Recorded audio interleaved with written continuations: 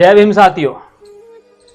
आज मैं आपकी ऐसी कहानी से रूबरू कराऊंगा कि आपकी आंखों में आंसू आ जाएंगे। साथियों, बात है 26 नवंबर 1949 की। बाबा साहब अपने घर के सोफे पर बैठे थे तो उनकी आंखों में आंसू आ गए और कभी हंसने लगे। तो शास्त्री पूछने लगे कि बाबा साहब, आप कभी कभी हंसते हो कभी कभी रोते हो, ऐसा क्यों? तो बाबा साहब ने कहा कि शास्त्री, आज मैं अपने लक्ष्य को पाकर बहुत खुश हूं। आज मेरा लक्ष्य पूरा हो चुका है। वरना एक समय की बात है कि मेरे बेटे को बहुत तेज बुखार था, राज रतन को बहुत तेज बुखार था और मेरे पास इतने पैसे भी नहीं थे कि मैं उसका इलाज करा सकूं। और मैं अपने बच्चे को अपने कलेजे से लगाकर रोता रहा, क्योंकि मेरे पास रोने के सिवा कुछ नहीं था। और जैसे ही मैंने अपने बच्चे को गले से लगाया, कब उसके प्राण निकल गए मुझे पता भी ना चला।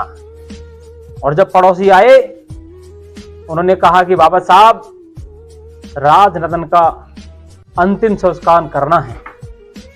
तो मेरी आंखों से आंसू रुके नहीं, लेकिन मेरे बात ध्यान आई कि मेरे बच्चे को बचाने के लिए मेरे पास दवा दारू के पैसे नहीं हैं और मैं इसका अंतिम संस्कार अब कैसे करूंगा। यह बात रमा को जरूर पता थी कि साहिब के पास कफन के लिए पैसे भी नहीं हैं। तो उसने अपना दुपट्टा फाड़ा, अपनी साड़ी का पल्लू फाड़ा और मेरे बेटे को लपेट दिया, उसका अंतिम संस्कार कर दिया। तो शास्त्री, मैं सोच रहा हूं कि मेरा एक बेटा चला गया, लेकिन इस देश के अंदर करोड़ों मेरे बेटे हैं।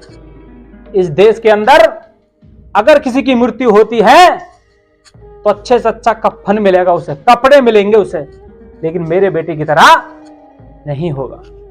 मेरे बेटे का बलिदान कोई व्यर्थ नहीं जाएगा। इसीलिए मैं आज यही सोच रहा हूं कि मेरा बेटा तो चला गया, लेकिन इस देश में हमारे समाज के लोग इतने बढ़ जाएंगे कि टाई बेल्ट कोट पैंट सभी पहनेंगे।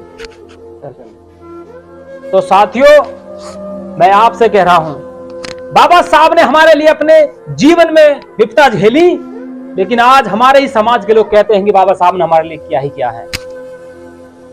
आज हमारे समाज के लोग कहते हैं कि बाबा साहब ने हमारे लिए किया ही क्या है। बड़ी शर्म की बात है। जिस व्यक्ति ने अपना परिवार का बलिदान कर दिया, आज वो कहते हैं कि हमारे लिए बाबा साहब ने किया ही क्या है। साथियों, अगर बाबा साहब की आपको ये दुख भरी कहानी अगर थोड़ी सी भी अच्छी लगी है तो इस वीडियो को अपने ही लोगों में शेयर कर देना। किसी अदर में नहीं, अपने ही लोगों को जागरूक करना है। बाबा साहब की दुख भरी कहानी जीवन की बतानी है कि हमारे बाबा साहब ने कितनी विपदा झेली, उसके बाद आज हम आजाद हैं। तो साथियों, इस वीडियो को शेयर जरूर करें। सभी के लिए जय भीम, जय भारत, नमो बुद्धाय।